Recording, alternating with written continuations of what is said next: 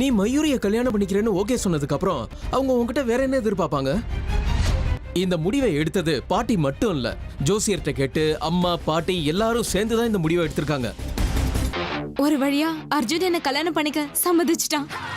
இன்னும் 2 நாள்ல என்கேஜ்மெண்ட் நடக்க போகுது. அவரை அவமானப்படுத்தி அனுப்புனதுக்கும் இனிமே அவரை தொந்தரவு பண்ணாத அளவுக்கு பண்ணது என் மனசுக்கு நிம்மதி சந்தோஷத்துல கொடுக்கணும். ஐ மீன், அவன் இங்க வந்து வேலையை பார்க்கறத விட்டுட்டு உங்ககிட்ட பேசுறதுலே குறியா இருந்தான்ல. என்ன இருந்தாலும் அவன் லிமிட்டை கிராஸ் பண்ணிட்டான்ல, அதுக்காக தானே நீ அவனை இனிமே வேலைக்கு வர வேணான்னு சொன்ன. மோர் குழம்பு எழுதியாச்சு. வடை ஓஎஸ் அப்புறம் கூட்டு எஸ் அதையும் எழுதியாச்சு. அத்தை, பருப்பு போலி செய்யலாம், நல்லா இருக்கும்ல? சரி, பருப்பு போலியே செய்யலாம். ஆனா அது பத்தாது, வேற ஏதாவது ஸ்வீட் கூட செய்யணும். பாட்டிமா, இப்படி நாமளே லிஸ்ட் போட்டு குழம்பிக்கிறதுக்கு பதிலா சமையல்காரங்களை கூப்பிட்டு சொல்லிட்டா அவங்களே ரெடி பண்ணிடுவாங்க. என்ன வேணும்னு சொன்னா போதும். ஆமா அத்தை, அவ சொல்றதும் கரெக்ட் தானே. சமையல்காரங்க வந்துட்டாங்கன்னா அவங்களையும் கேட்டு முடிவு பண்ணலாம். சரி, கரண் கிட்ட சொல்லி சாயந்தரமே சமையல்காரனை வர சொல்லிடு, சரியா? அர்ஜுன் நில்லு. எங்கப்பா போற நீ? கொஞ்சம் வெளியில வேலை இருக்கு, போயிட்டு வந்துடுறேன்.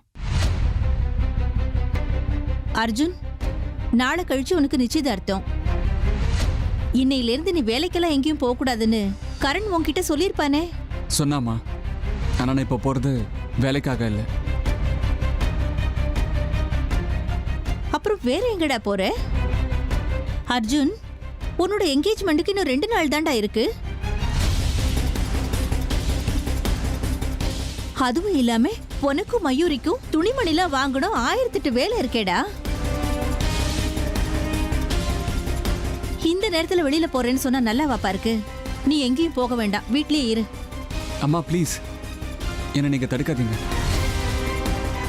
நான் முக்கியமான ஒருத்தரை மீட் பண்றதுக்காக போறேன்.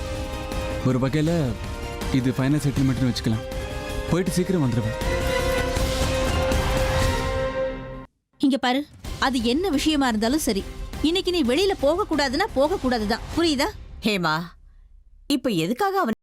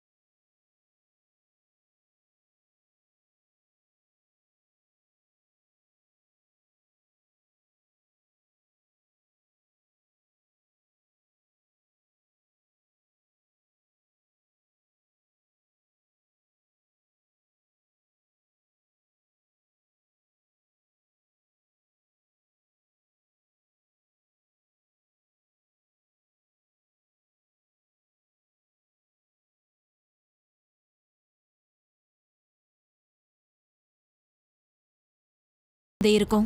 ஏன்னா உன்னை நம்பவே முடியாது அர்ஜுன். அதே மாதிரி உன் அமிர்தாவை நான் எப்படி நம்புறது? அதனால இப்போதைக்கு 2 பேரையும் நம்ப மாட்டேன். கடவுளே, நான் உன்னை மட்டும்தான் நம்பியிருக்கேன். தயவு செஞ்சு அந்த அமிர்தாவை அர்ஜுனை விட்டு நிரந்தரமா விலகி போற மாதிரி நீதான் ஏதாவது செய்யணும். ப்ளீஸ் கடவுளே, எனக்காக நீதான் இதை செய்யணும். என்னடா தலையெழுத்து இது? ச்சே, இந்த மந்திரவாதிங்களை சூனியம் பண்றவங்கள தேடி தேடி என் வயசெல்லாம் வேஸ்ட் ஆயிடும் போல் இருக்க. பேசாம ஒண்ணு பண்ணலாம்னு நினைக்கிறேன். இப்படிப்பட்டவங்களுக்குலாம் ஒரு பேக்கேஜ் மாதிரி ஃபிக்ஸ் பண்ணி 1 மாசத்துக்குள்ள எந்த பிரச்சனை வந்தாலும் நீங்க தான் பாத்துக்கணும்னு சம்பளம் கொடுத்துடணும். அப்பதான் இந்த மாதிரி மழையிலையும் வெயிலையும் காடும் கொலன்னு நாய் மாதிரி தேட வேண்டாம். சொன்ன மாதிரியே எப்படியோ பக்கத்து ஊருக்கு வந்தாச்சு. ஆனா கண்ணு கெட்டின தூரம் வரைக்கும் மந்திரவாதி யாரும் இல்லையே. இங்கதான் யாரோ ஒருத்தர் இருப்பாங்கன்னு என்கிட்ட சொன்னாங்களே. யார் நீ? யார தேடிக்கிட்டு நீ இங்க வந்திருக்க?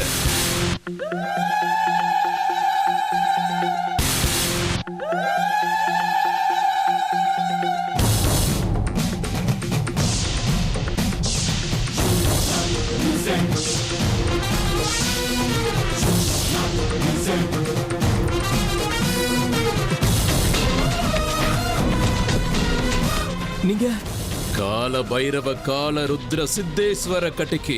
ஐயோ, உங்களதான் சுவாமி நான் தேடிட்டு வந்தேன். காரணம்? ஐயோ, ஒரு பெரிய பிரச்சனை வந்துருச்சுங்க. என்ன தேடி இவ்வளவு தூரம் வர்ற அளவுக்கு உன் வீட்டுல அப்படி என்ன பிரச்சனைன்னு சொல்லு. பலவீனமானவங்க பலசாலியை தானங்க தேடி வருவாங்க. நான் பலவீனமானவன், நீங்க மிகப்பெரிய பலசாலி. நீங்க தான் எப்படியாவது பிரச்சனையை தீர்த்து வைக்கணும் சுவாமி. அப்படியெல்லாம் என்னால நேரத்தை வீணாக்கிக்கிட்டு இருக்க முடியாது. ஐயோ சுவாமி, ஏன் இப்படி கோவப்படுறீங்க? நீங்க எனக்கு உதவி செஞ்சே ஆகணும். இல்லனா இங்கேயே அப்படியே உங்க காலை பிடிச்சிட்டு உட்காந்துருவேன். நீங்க சாபம் விட்டாலும் பரவாயில்ல. ம். உன் பிரச்சனை என்னன்னு சொல்லு.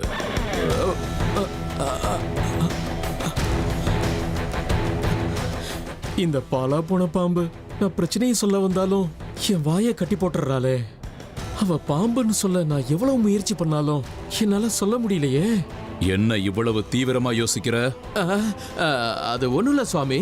நான் இங்க பக்கத்து ஊர்ல தான் இருக்கேன். துர்காபுரத்துல இருக்கேன். பூஜை புனஸ்காரம்னு ஆச்சாரமான குடும்பம் எங்களோடது. சுவாமி, இப்ப இடையில ஒரு பாம்பு தொல்லை கொடுக்குது. நான் எதை பார்த்தாலும் பாம்பா தாங்க தெரியுது. உயிரை கையில புடிச்சுக்கிட்டு வாழ்ற நிலைமையில இருக்கோம் சுவாமி. நீங்க தான் எங்க வீட்டுக்கு வந்து இந்த பாம்போட தொல்லையை தீர்த்து வைக்கணும். பாம்பு சம்பந்தப்பட்டது எதுவா இருந்தாலும் அது எங்க வீட்டுக்குள்ள வராத அளவுக்கு நீங்க தான் தீர்த்து வைக்கணும் சுவாமி. வேணும்னா நீங்க கேட்கிற அளவுக்கு பணத்தை கொடுக்குறேன். எனக்கு பண தேவை என்னைக்குமே கிடையாது.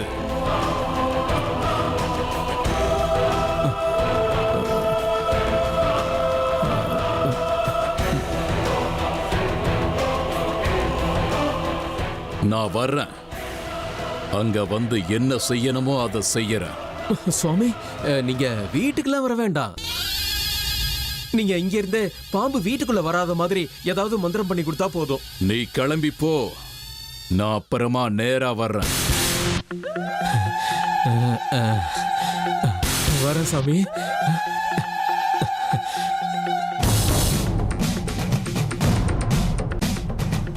தாயே சௌடி, எதுக்காக இந்த வேலையை என் கையில ஒப்படைச்சிருக்க? நீ சொல்றத செய்யறது மட்டும்தான் என் கடமை. அது என்ன பாம்பு? ஏன் திரும்ப திரும்ப அந்த வீட்டுல இருக்கிறவங்களோட கண்ணுக்கு அது தெரியுது? அதுக்கு பின்னாடி இருக்கிற ரகசியம் என்னன்னு தான் எனக்கு புரியல. இருந்தாலும் உன் உத்தரவுக்கு பணிஞ்சு நான் அதை செய்யறேன் தாயே.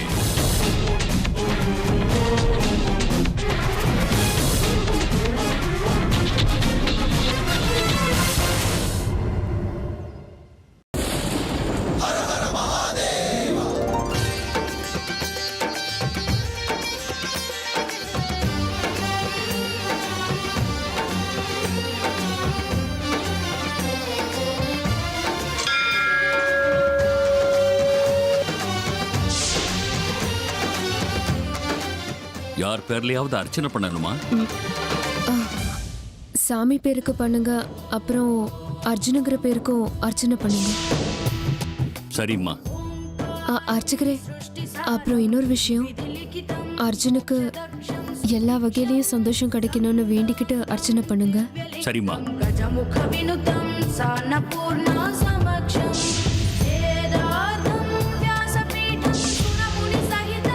உங்களுக்கும் எனக்கும் எந்த சம்மந்தம் இருக்குன்னு என் பேர்ல அர்ச்சனை பண்றீங்க?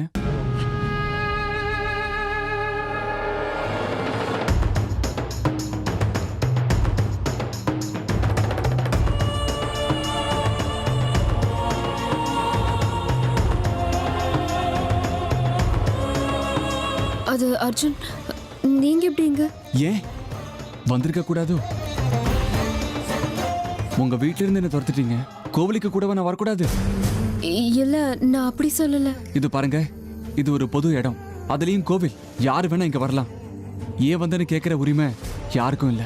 அது இல்ல அர்ஜுன், இது பாருங்க, தயவு செஞ்சு என்ன தப்பா நினைக்காதீங்க. நான் அந்த அர்த்தத்துல கேட்கல. அது வந்து அர்ஜுன். போதுங்க, எதுவும் பேச வேண்டாம். எனக்கு உண்மை தெரிஞ்சாகணும். நேத்து நான் என்ன செஞ்சுட்டேன்னு என் மேல பள்ளி தூக்கி போட்டீங்க. பள்ளி போடுற அளவுக்கு நான் என்ன பண்ணேங்க? முன்ன பின்ன தெரியாதவங்க என் ரூமுக்கு வந்தா நான் சும்மா இருக்கணுமா? என்ன சொன்னீங்க? முன்ன பின்ன தெரியாதவங்களா? இதுக்கு முன்னாடி நான் உங்க ரூமுக்கு வந்ததே கிடையாதா?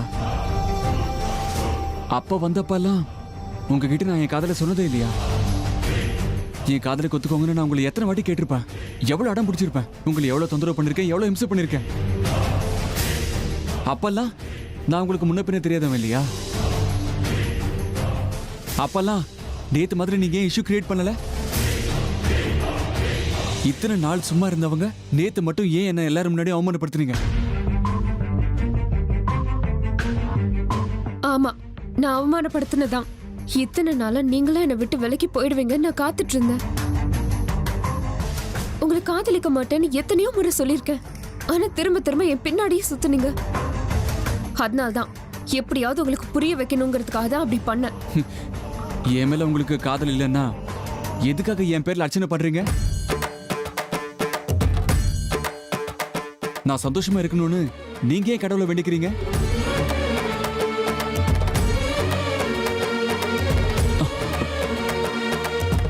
என் பேர்ல கோவில் அர்ச்சனை பண்றீங்கன்னா உங்களுக்கு என் மேல காதல் இருக்குன்னு தானே அர்த்தம்?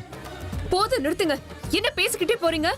கோவில்ல உங்க பேருக்கு அர்ச்சனை பண்றதுக்கெல்லாம் உங்களை காதலிக்கிறேன்னு அர்த்தம் கிடையாது. உங்களை கல்யாணம் பண்ணிப்பேன்னு கனவு காணாதீங்க. நீங்க எனக்கு எத்தனையோ தடவை எத்தனையோ சந்தர்ப்பங்கள்ல உதவி செஞ்சிருக்கீங்க. அதனால்தான் உங்க பேர்ல அர்ச்சனை பண்ணலான்னு வந்தேன். உங்க லாஜிக் ரொம்ப நல்லா இருக்குங்க. நேத்து நான் கெட்டவனா இருந்தேன், அதுக்குள்ள இன்னைக்கு நல்லவன் ஆயிட்டேனா? நீங்க பேசுறத என்னால புரிஞ்சுக்கவே முடியலங்க. மொத்தத்துல உங்களுக்கு உதவி செஞ்சவங்கள இந்த அளவுக்கு நீங்க அவமானப்படுத்துவீங்க நான் எதிர்பார்க்கவே இல்லை. இங்க பாருங்க, நேத்து நான் அப்படி நடந்துக்கிட்டது உங்களுக்கு பெரிய அவமானமா இருக்கலாம். அதுக்காக நான் உங்களை மன்னிப்பு கேட்டுக்கிறேன். உங்க மன்னிப்பு யாருக்குங்க வேணும்? எனக்கு வேண்டியது உங்க காதல். எங்க வீட்டுல மயூரிங்கிற பொண்ணு எனக்கு கல்யாணம் பண்ணி வைக்கணும்னு வலுக்கட்டாயமா என்கேஜ்மெண்ட்டை ஏற்பாடு பண்றாங்க. ப்ளீஸ் அமிர்தா, உங்க மனசுல என் மேல காதல் இருக்குங்கிறத ஒத்துக்கோங்க. இது பாருங்க, நம்ம காதலுக்கு யாரு குறுக்க வந்தாலும் அவங்களை எதிர்க்க நான் தயாரா இருக்கேன். நாம் 2 பேரும் சேர்ந்து எத்தனை கஷ்டம் வந்தாலும் சேர்ந்தே ஃபேஸ் பண்ணலாம். ப்ளீஸ் சொல்லுங்க, நீங்க என்ன காதலிக்கிறீங்கன்னு ஒரே ஒரு தடவை சொல்லுங்க.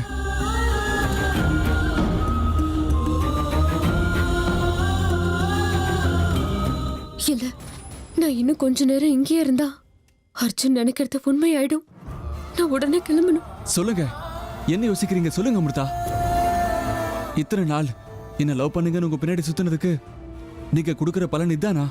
நிறுத்துங்க, தயவு செஞ்சு இதுக்கு மேல எதுவும் பேசாதீங்க. உங்களை கை எடுத்து கும்பிட்டு கேட்டுக்கிறேன். இதுக்கு மேல என்ன எதுவும் கேட்காதீங்க. இனி இதை பத்தி எதுவும் பேசாதீங்க. அந்த சிவன் மேல சத்தியம். நான் கிளம்புறேன். நில்லுங்க அமிர்தா, சிவன் மேல சத்தியம் பண்றீங்களா? அதுக்கெல்லாம் நான் கட்டுப்பட மாட்டேன். என் மனசுக்குள்ள உங்க மேல காதல வர்றதுக்கு காரணமே அந்த சிவன் தானே நினைச்சுக்கிட்டு இருக்கேன். அதே சிவனோட பேரை சொல்லி என்னை விட்டு விலகி போறீங்கல்ல?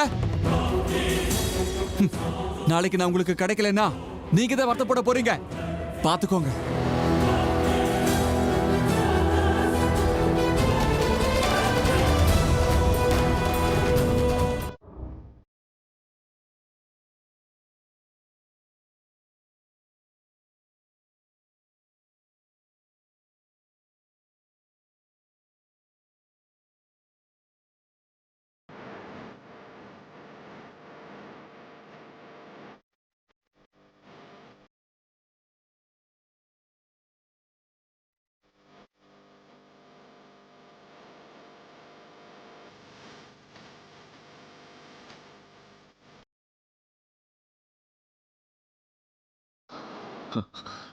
என்ன ஆச்சரியம் இதா? நான் அந்தரத்துல இருக்கேன், அதுவும் எந்த ஒரு சப்போர்ட்டும் இல்லாம. நிஜமா இது அந்த சுவாமிஜி சொல்லி கொடுத்த மந்திரத்தோட பலன்தான். இத்தனை வருஷமா அந்த பைரவ பாபா கூட சேர்ந்து எத்தனையோ தவம் செஞ்சிருக்கேன். ஆனா ஒரு நாள் கூட இப்பேற்பட்ட தவத்தவர் எனக்கு சொல்லி கொடுத்ததே இல்லை. உண்மைதான், உண்மையிலேயே இந்த சுவாமி மிகவும் சக்தி வாய்ந்தவர் தான். ஆமா, இந்த மந்திரத்தை ஜபிக்கும் போது அந்த நாகராணி எங்க இருந்தாலும் என்னை தேடி வருவான்னு சொன்னாங்க. எங்க அந்த நாகராணி இன்னும் இங்க வரல. உண்மையிலே நான் இப்போ அந்தரத்துல மிதக்கிறேன். இந்த தவத்தை நான் இப்படியே தொடர்ந்தா அந்த சுவாமி சொன்ன மாதிரி அந்த நாகராணி இங்கேயே வந்துருவா.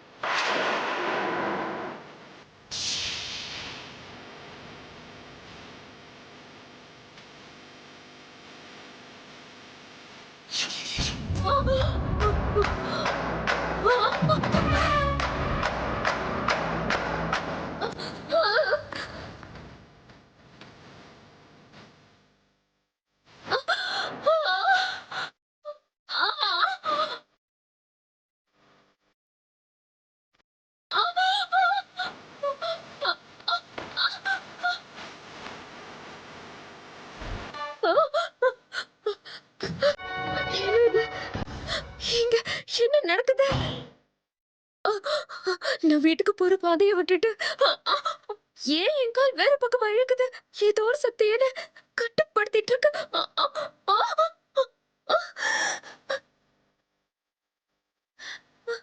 இது யாரோட வேலை? யார் என்ன வலுக்கட்டாயமா இழுக்கிறாங்க? என்ன சக்தி இது? ஏன் என்ன இப்படி தொந்தரவு பண்ணிட்டு இருக்கு? இது ஒருவேளை என் எதிரிகளோட வேலையா இருக்குமோ? இப்ப நான் என்ன பண்றது?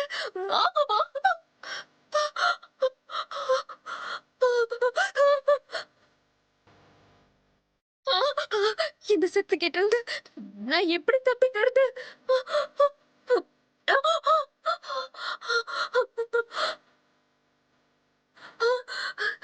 எனக்கு தெரியும், அந்த சுவாமி சொன்ன மாதிரி இந்த நேரத்துல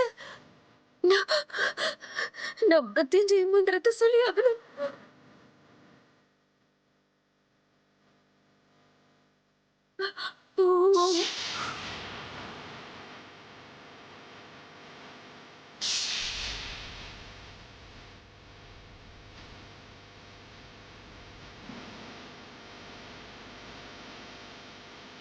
ஆண்டவா,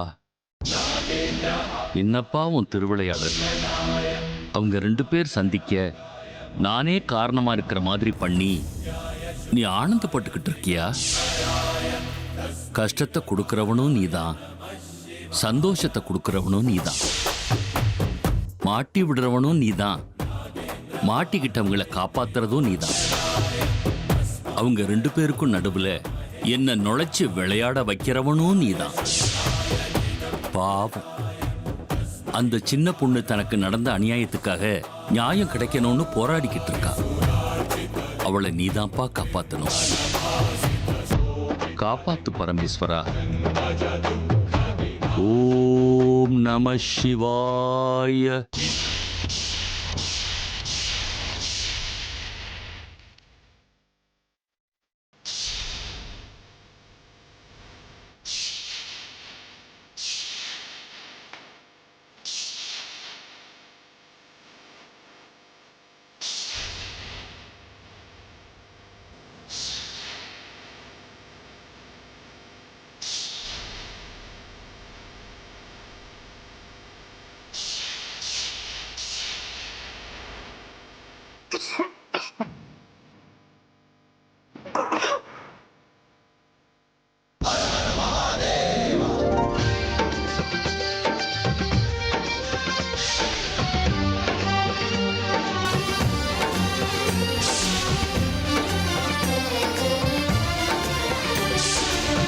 பரமேஸ்வரா, என்னை காப்பாத்தினதுக்கு ரொம்ப நன்றி. இந்த ஆபத்துல இருந்து என்னை காப்பாத்திட்டு இந்நேரத்துக்கு நான் வீட்டுக்கு போய் சேர்ந்திருக்கணுமே. அப்பா எனக்காக அங்க காத்துக்கிட்டு இருப்பாரு. இப்போ எப்படி போறது?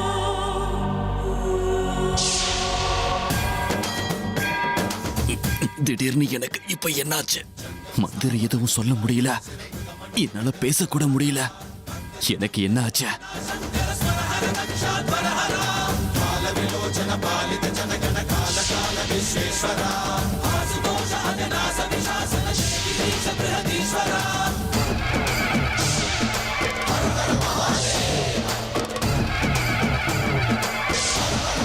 கடைசியில அந்த சின்ன பொண்ணு மேல கருணையை காட்டிட்டியாப்பா.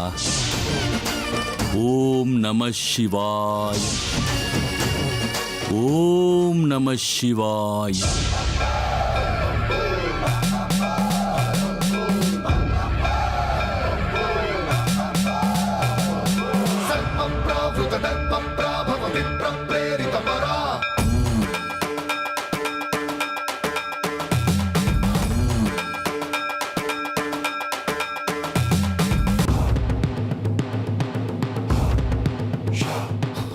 நாகராணி, நீ எங்க இருக்க?